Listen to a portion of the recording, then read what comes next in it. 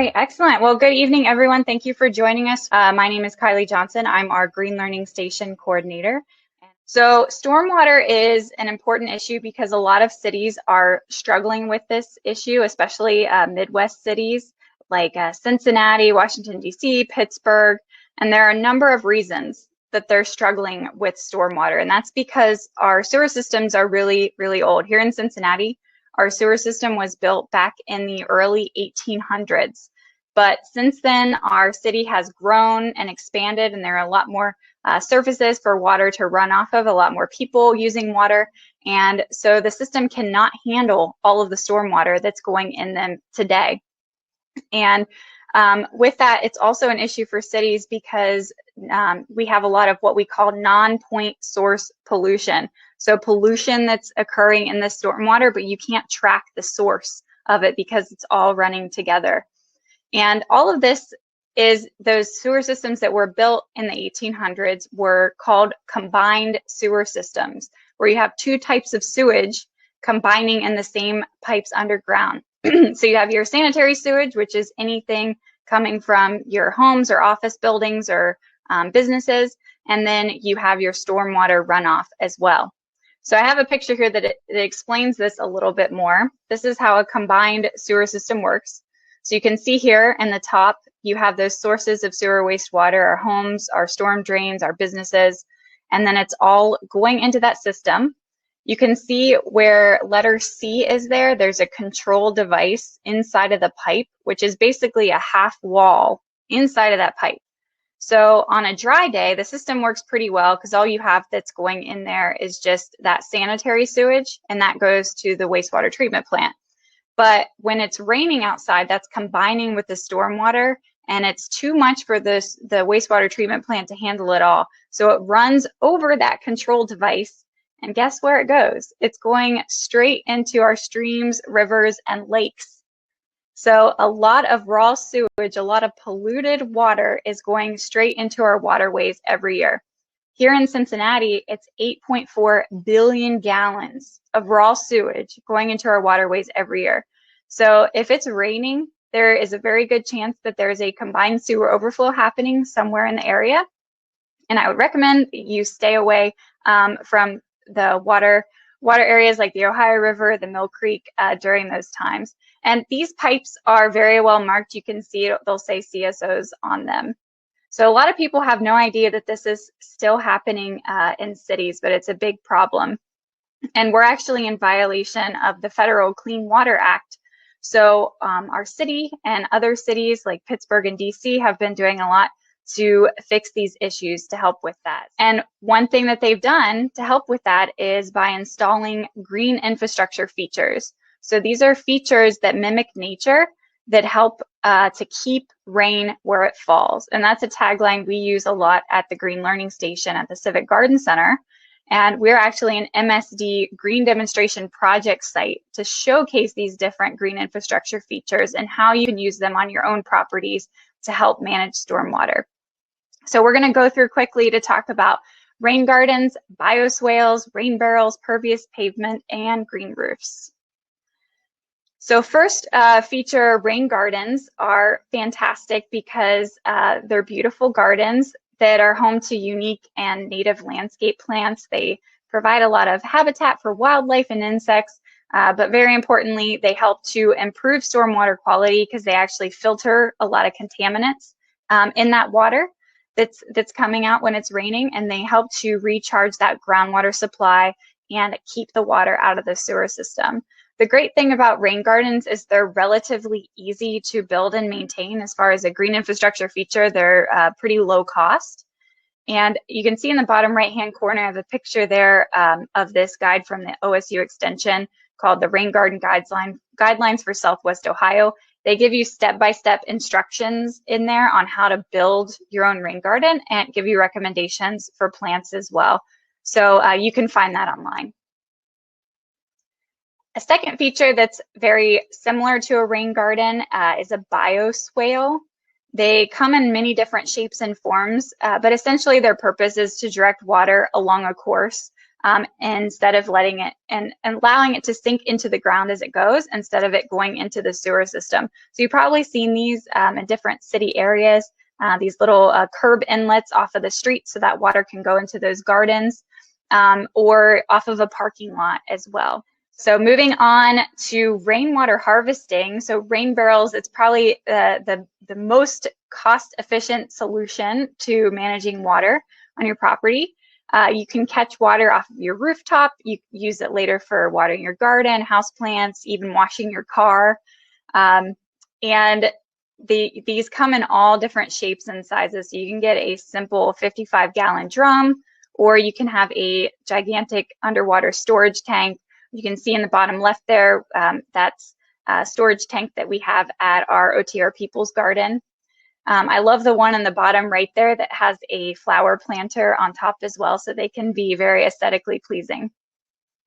And this statistic is very interesting. If half of Cincinnati households had a 55-gallon rain barrel, we'd save 4 million gallons of water from going to the sewer system in a significant rain. So when you get a rain barrel, you can DIY, you can get your own rain barrel, maybe a wooden one from a wine shop, but you want to connect it to your downspout with a diverter. And most municipalities require that you have this diverter, so any overflow would go into your sewer system.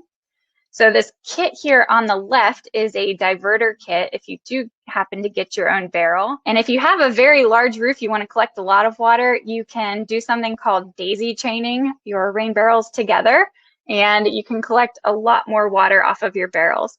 So one thing to think about with your rain barrels is they fill up very quickly. We have a 2,500 gallon cistern at the Civic Garden Center, and it fills up in 1.5 inches of rain. So you want to manage that, look at the weather, see if it's going to rain soon, empty your barrel if you need to before a rain event. So on the topic of rainwater harvesting, this is a picture of our 2,500 gallon cistern that we're using to collect water off of our green roof.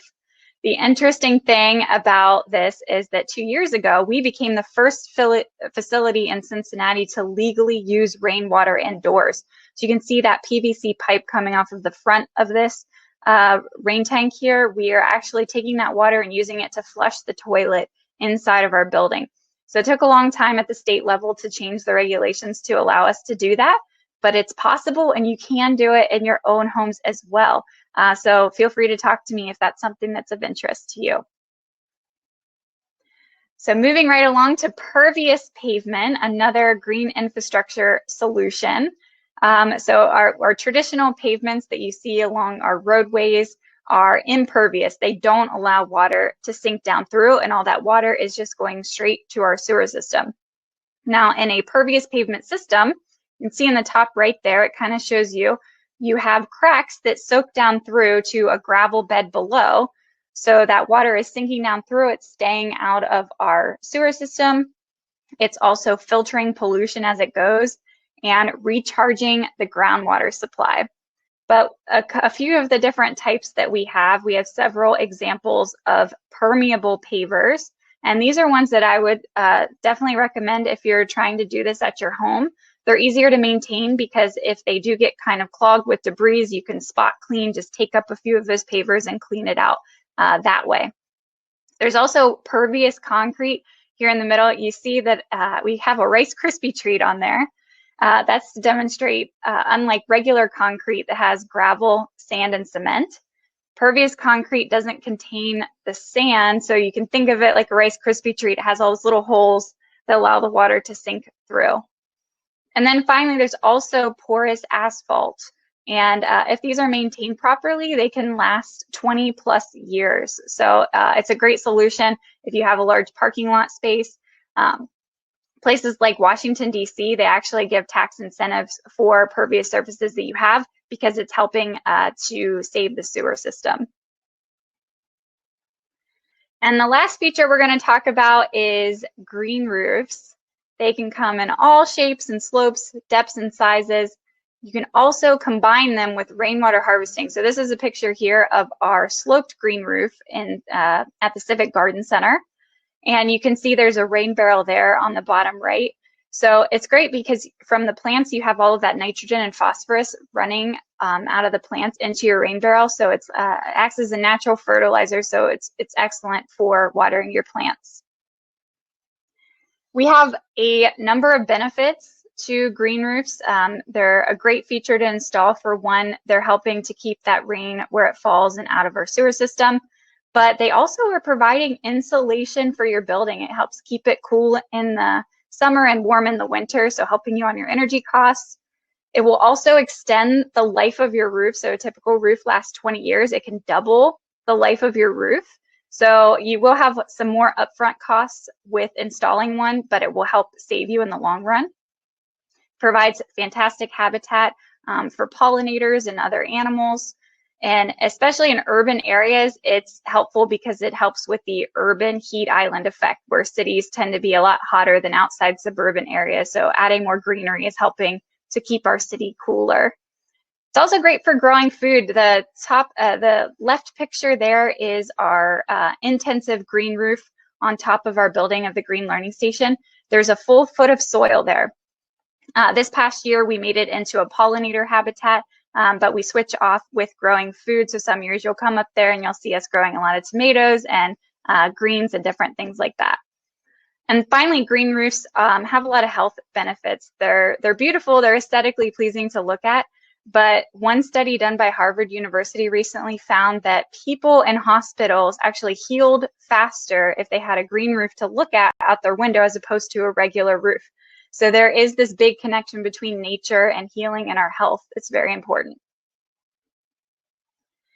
So with all of those features that we talked about, I just want to make the case for green infrastructure. So as I mentioned, some of these practices can cost more than traditional practices that we have in our cities, but it's going to decrease the long-term costs of our sewer systems, and also they save money for you over the life of their projects.